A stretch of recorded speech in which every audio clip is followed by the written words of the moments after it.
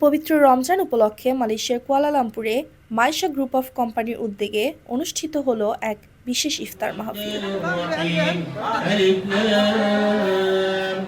কুয়ালালামপুরের জালান জাম্বু আরাঙে আয়োজিত এই ইফতার মাহফিলে উপস্থিত ছিলেন মাইশা গ্রুপের ওয়ার্কার, সাধারণ প্রবাসী, মসজিদের ইমাম, মাদ্রাসার ওস্তাদ শিক্ষক এবং কোম্পানির কর্মকর্তা ও কর্মচারীবৃন্দ।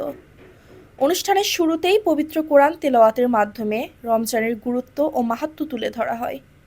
মসজিদের ইমাম ও মাদ্রাসার শিক্ষকরা ইসলামের আলোকে সংযম, সহমর্মিতা এবং কর্মের গুরুত্ব সম্পর্কে আলোচনা করেন।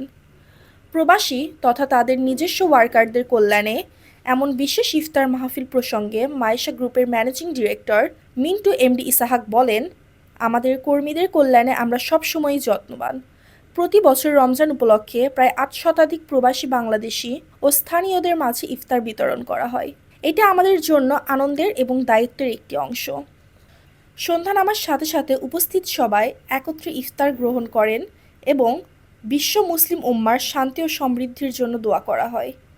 মাইশা গ্রুপের এই মহতী উদ্যোগের জন্য অতিথিরা কৃতজ্ঞতা প্রকাশ করেন এবং ভবিষ্যতে এমন আয়োজন অব্যাহত রাখার আহ্বান জানান।